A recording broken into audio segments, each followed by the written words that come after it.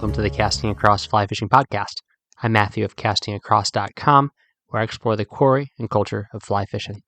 This is the 180th episode of the podcast, 180. Today I'm going to be interacting with some emails and messages I've received from listeners and from readers of Casting Across.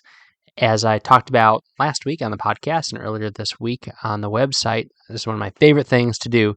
And hopefully these short snippets of conversations that I share on this podcast, which I do every 10 podcasts, where I call it my accusations, my fly fishing accusations, questions, comments, and accusations, can be helpful to you. It's a great way to kind of take a spin off of something I've talked about in longer form on another podcast or article. It's also a chance to talk about something that might be a little more niche, maybe something that wouldn't warrant a full half an hour podcast or a full article on castingacross.com. But what's interesting, I find, is that after thinking about my responses to people, which almost always come in a one-to-one manner before they make it onto the podcast, that it usually sends me down a trail of thinking about my answer even more as I'm talking about it, even on the podcast. So today we're going to be talking about three different things. The first thing is going to be about gear storage. And then there is a email I received that asked a question about fishing a particular river in Virginia. And then thirdly, we're talking about barbless hooks. So barbless hooks, river in Virginia, and gear storage. So the very first email comes from Tom, and Tom writes, "Hey Matthew, good show on storing fishing gear. I found that using silica gel packs, aka desiccant pouches, work well. They're reusable, and you often get them free with new shoes and other products. The small ones I'll throw in my reel cases and other small pouches or containers. I purchased larger ones from Amazon to keep in my bins for storing camping, fishing, and motorcycle gear. In the bins I store my tents, I leave a box of Arm & Hammer taped up right that I've pierced some small holes in. Maybe he used a shell to pierce them, but probably not. Keep up the good work and have a good weekend. Tom from Massachusetts." Well, Tom, that is a excellent bit of information. Everything that you mentioned is good. So, what those desiccant pouches are, if, like you said, if you get a pair of shoes or if you get a piece of gear, I've found some really big ones in like waders and wading boots. So it almost seems like the larger the product, either the larger the desiccant pouch or the more quantity of desiccant pouches you get. So I've gone ahead and thrown these in some of my gear bins for the very reason that Tom mentioned. It's just a great way to cut down on moisture, and it is also a great way to really eliminate the things that come along with moisture. So he mentioned camping gear. So you think about your fly fishing gear. Chances are during the season you've got your waders, and hopefully you're storing them well. Like I advocated on the podcast a couple of months ago, that you hang them up on like a hanger, or you don't necessarily hang them up using the shoulder straps, because if they're elastic at all, then they can stretch out, and you're going to have them hanging up year round. But for something big like a tent, chances are you're not going to leave that tent hanging up anywhere. You're not going to leave it set up anywhere for too long. You're going to break it down and you're going to put it away.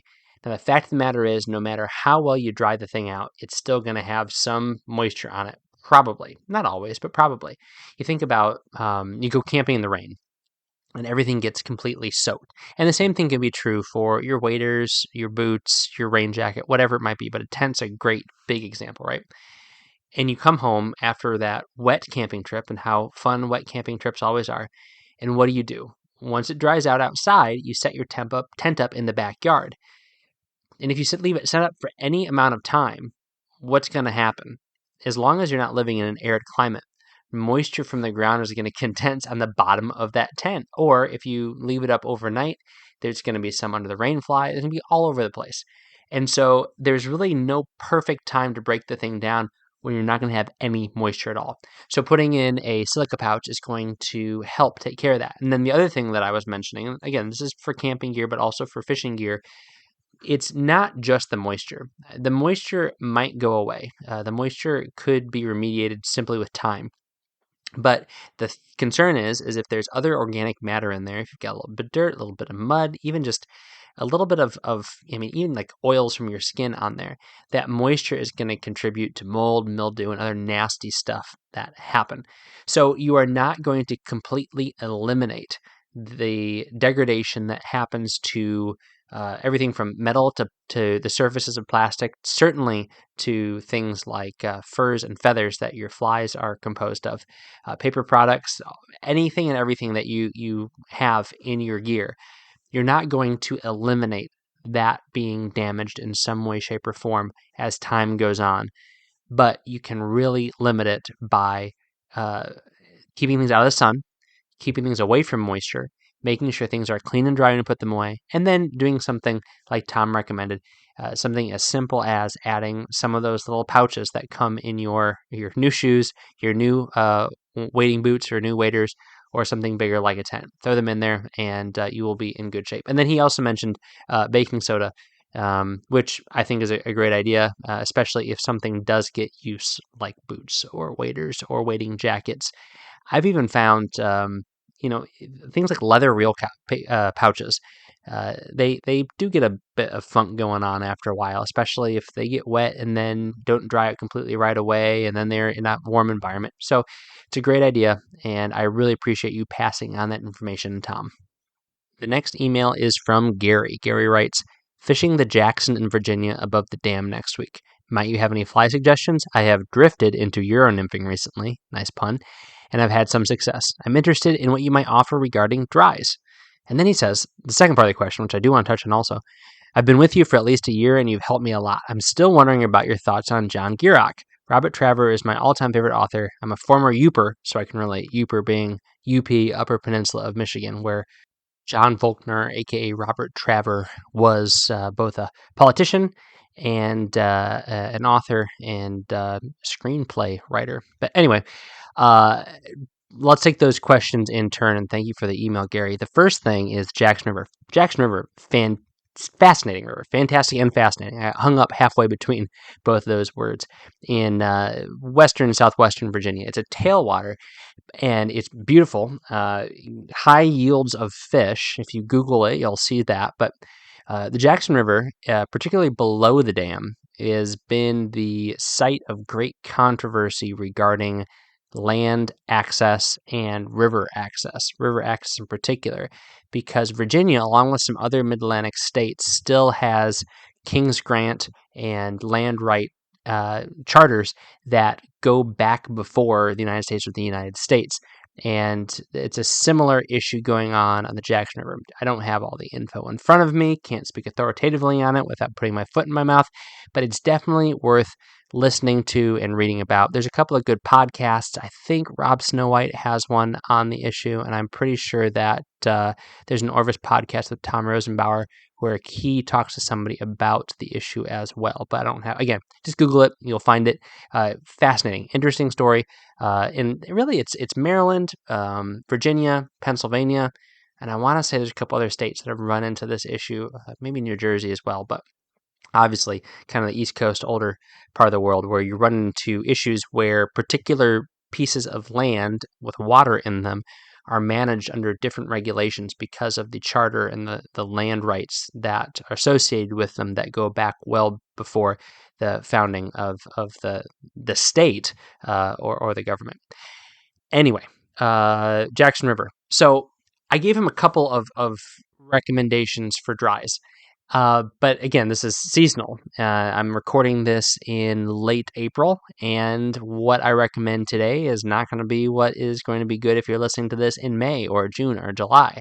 Obviously, in the mid-Atlantic, terrestrials are going to be killer for dries, probably starting right about now, late April, going all the way to early September. So that's going to be your best bet for a river like that without knowing any of the conditions. I would definitely make sure I had little ants and beetles and things like that in my box if I was going to fish a river and I want to throw dries at all. And then, of course, I would find out what the local fly shop was recommending. If I am not familiar with the river, that is your next best bet for information. I trust that more than I trust message boards for the same reason I just said. It's like you want to make sure that information is timely and it's up to date. And Virginia has some fantastic fly shops up and down I-81, and they're definitely worth giving a call. But I have mentioned that same sort of idea to a lot of folks who have recommended patterns, particularly when it comes to dry flies. Now, I could all day say just fish your classic nymphs, your hair's-ear, your prints, your wet midges. Those are going to produce well. Gary said that he's been into Euro nymphing. And flies like that and some of the more modern flies are going to do great because they just catch fish anywhere and everywhere. The same thing with streamers. Heavy, bulky streamers that you can bounce along the bottom and under stream bank overhangs, and you're going to catch fish. But as far as dry flies go and what the fish are really keying in on, for that kind of information, you really want to talk to the local fly shop as soon as, or as close to your fishing trip as possible. It is virtually impossible, with a few exceptions of different rivers around the country, to say, oh, this fly always produces all the time. And inevitably, if that is the fly that all of your hopes and dreams of catching fish are pinned on, it's not going to work on the day and the season that you go. It's just the way it works. So happy to give some general suggestions that I think would work in a place like wherever you ask if I've fished there before. But again, who knows more than me? The people that are on the river all the time, who are actually fishing it and have that information. But his second question was, what is your perspective on Gierach? I've had this question asked to me probably as much as any other book-related question that I've had asked. And why haven't I written about John Gierach? Why haven't I reviewed any of Gierach's books on the website or the podcast? And it comes down to this weird hesitancy about things that I'm really familiar with. There's rivers that I have fished, like as much as any other river I've fished, that I haven't written about. And part of it is because I've got this like reverence, lowercase r reverence for some of these streams, gear that I fish with that I haven't done like a throwback review on, because it's just like too close. I don't know. I feel like I really have to do right by it, and I just if I start it, it's got to be perfect.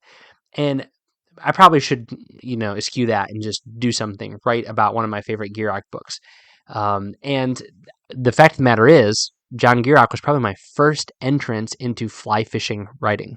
I can't remember which title it was in particular, but knowing that I was a teenager at the time, Sex, Death, and Fly Fishing was probably what got me into reading Gierach when I was in the library and I saw that with that word. I thought, oh my goodness, this is what I'm going to read today. It was either that or even Brook Trout Get the Blues. I mean, all of those books that he wrote in the 90s, and then even in the mid to late 80s, were books that I devoured in a matter of weeks. I mean, the entire canon of Gierach that was available to me is something that I read so quickly. And I was at a time when I wasn't reading as much because I was in middle school, high school, and you know how things get at that time. When you're being forced to read things that you don't particularly want to read, you don't want to turn around and read something else. At least I didn't. Thankfully, I got past that. I had just a wonderful love of reading as a small child, and all through elementary school, I absolutely loved it. So it was kind of this brief pause in high school where I just wasn't reading a whole lot, with the exception of fly fishing stuff. And Gierach and his wonderful method of communication, his great storytelling, his ability to draw you into a story, and a story that wasn't profound because of the arc of the story, but because of the characters and the introspection that he shared in the story, was something that really resonated with me. And I really say that, as I said earlier, it is probably one of the more influential periods of like reading for me, was reading so much Gierach, as well as other books. I mean, Robert Traver, for example, like I mentioned earlier. I just would sit in the library in Northern Virginia and read these books, and then check out, the next one, take it home, read it, bring it back, be at the library, read another one, and then check out another one. So just flew through Fishing Bamboo, Dance with Trout, Fly Fishing Small Streams, Trout Bum, of course, and a couple of those other books that were out while I was a teenager. So I love John Gierach's work, and I can't speak highly enough of it. Where to start if you've not read Gierach? Death, Taxes, and Leaky Waders is like a anthology that should be pretty accessible. I feel like I've seen that one in every used bookstore I've ever been in.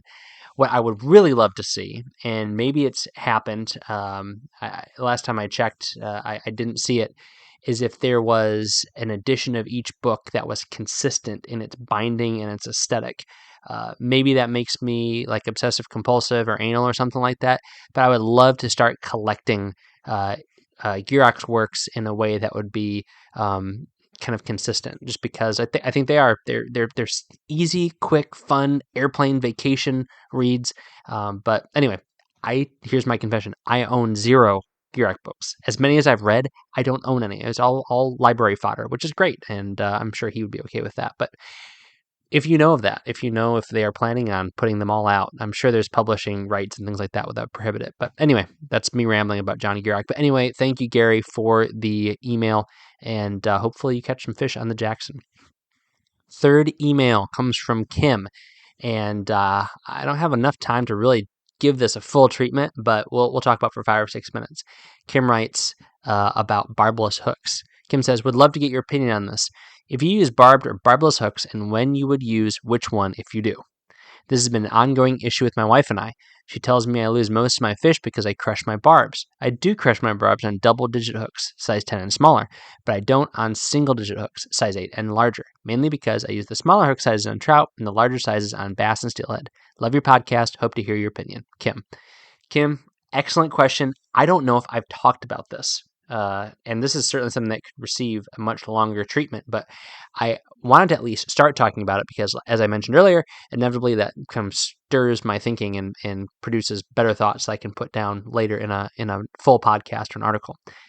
Generally speaking, I crush my barbs, and here's the reason why. I have never had a barbless hook or a crushed barb hook that I have struggled to get out of the mouth of a fish. So fish that I've hooked deep, fish that I've really just gotten up in their mouth or up in their face, I'm able to get those out relatively easily, whether it's with a pair of hemostats or with my fingers. And I like being able to do that. But that being said, they're on there nice and hard. Like the fish is still flopping around in my net and the hook isn't coming loose. Whereas when I have used barbed hooks, that's the times when the fish is really hung up. And interestingly, brought up like bass and panfish. Those are the fish where I've noticed, like, man, this is really doing some damage on these fish. And we've got this weird, valuation of fish A versus fish B, where, in theory, a smallmouth bass in a river in its native range is more valuable from an ecological standpoint than a stock trout in its non-native range. And yet we freak out about people holding stock trout out of the water too long and things like that. Yet we have no problem with people, throwing a bass up on the bank to take a picture. But anyway, that's a conversation for another day. But I've noticed that, barbed hooks on bigger bass flies really do a number on bass because that barb is bigger. Now, are those fish resilient? Yes. I mean, they eat crayfish. They eat other fish. They have other sharp things going in their mouth. But if I can help avoid causing more damage to their mouths, particularly with something that's going to get stuck that I might have to torque around. I think we all know that feeling of having to torque a hook around a little bit to try to dislodge it, especially if it has that barb that you have to now create a hole that is wide enough to receive the opposite end of that barb to pull it out. That's not a fun thing to do to a fish, even if it is, quote unquote, just a bass or a panfish. So I pinch my barbs down. I do it in the saltwater, and part of the reason is when I get to hard-mouthed fish, and this might even be the case for steelhead. You catch some steelhead and some salmon where they're just big and gnarly, and they've just, especially the bigger fish, they've got these big, thick, heavy jaws. And the same thing is true for saltwater fish. I feel like I might get a little bit more penetration when it comes to a barbless hook. Is that in my head? Maybe. Is there scientific evidence that backs one side or the other up? I would say yes. But the fact of the matter is, I think I lose fish because I'm playing them poorly or because I've had a poor hook set rather than the hooks being, after the hook is penetrated and penetrated well, I don't think that it's the hook sliding out because of the barb or not that's causing me to lose fish. I think it's because of letting there be too much slack in the line, which you shouldn't do regardless if there's a barb or not. Or it's because I didn't set the hook well. So again, if we're talking about a larger predatory fish or a saltwater fish, I trout set the thing and I didn't give it a nice strip set, and that is where I am losing fish. and I can look back on fish that I've lost, and that is generally where I place the blame, is my poor hook set or my poor fish fighting technique, messing with the line too much, trying to get it on the reel, and allowing there to be, especially in the saltwater again, or even in a fast moving river where that fish moves upstream for shelter or for cover, and I allow there to be slack because I'm trying to get a bigger fish on the reel. That's when I lose those fish. It's not, I don't think, because I'm not getting a good penetration with a barbless hook. So hopefully that gives you a little bit of insight. But again, I am not going to be dogmatic, especially on some of these smaller. Sometimes I have a hook and it looks barbless, and then I get my eye real close to it and I realize that's not a pinch down barb. That's a barb that has not been pinched down, but it is so incredibly delicate and small, which I think is good. I think it's a good happy medium. I think that if hook manufacturers were able to make really teeny tiny barbs like you do see and make that kind of standard, that'd be kind of a good compromise for a lot of folks. But anyway, rambling on about that. But thank you, Kim, for the email. I appreciate it. Hopefully you and your wife can come to a compromise yourself on how and when you use barbless hooks. If you have questions, if you have comments, if you do have an accusation, do let me know. Matthew@castingacross.com. Some of the folks in this week's podcast reached out to me using the contact form on the website. You're always welcome to do that, or reach out through direct message by Facebook, Instagram, or Twitter. Happy to interact with you. Any questions that you might have or comments about something I've said or written, or an accusation if you so choose. This week on castingacross.com. The very first article, which came out on Monday, was called Letters to the Fly Fishing Editor. Letters to the Fly Fishing Editor. And that was essentially a recap of some of the bad emails I've gotten. I don't call anybody out, but these are kind of like kinds of emails I've gotten before, kinds of social media chirps that didn't show very good reading comprehension. But then I give some examples of good emails. So if you want to write in, these are examples of things that are good to write about and things that are not great to write about. But I digress. Check it out. Very, very quick. And there's actually a contact form at the bottom of that article on Casting Across. Wednesday's article is called Prince Nymphs and Cat Stevens. Prince Nymphs and Cat Stevens. This is a rare third-person narrative on castingacross.com. So it is a fishing experience, but it's written in a little bit of a different way. So hopefully you enjoy that. I enjoy writing things like this. I probably should write more of it. This one got a really good response online. Maybe it's because the name was bizarre, but I think it was fun. It was fun to read. It was fun to write. And for me, that's half of the enjoyment of putting something up online. I really like you reading it, but I also like writing it. And so Prince Nymphs and Cat Stevens was Wednesday's article. This week's recommendation on the Casting Across Fly Fishing podcast is to take your kids somewhere. Take your kids somewhere. What do I mean by that?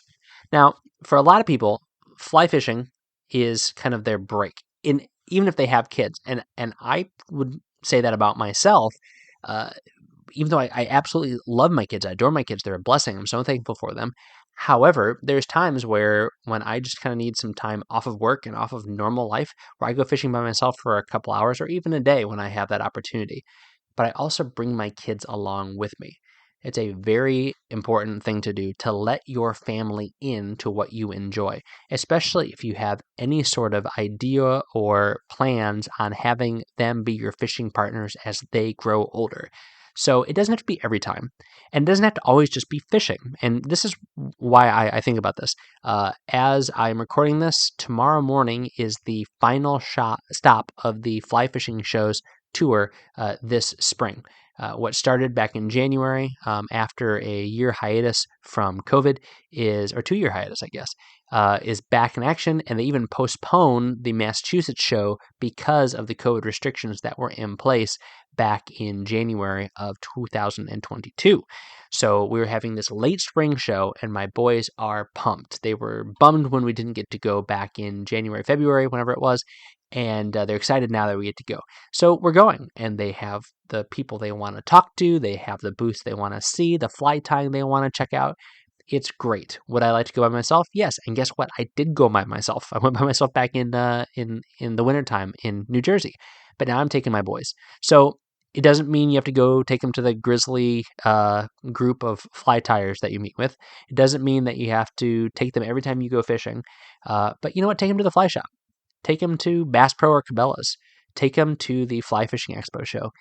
They are going to truly enjoy those things, especially if you buy them Chick-fil-A afterwards, which is what my plan for tomorrow is. Thanks for listening to the Casting Across Fly Fishing podcast. Please subscribe in your favorite podcast app and rate the podcast in iTunes. Then head over to castingacross.com for 3 posts a week on the people, places, and things that go into the pursuit of fish.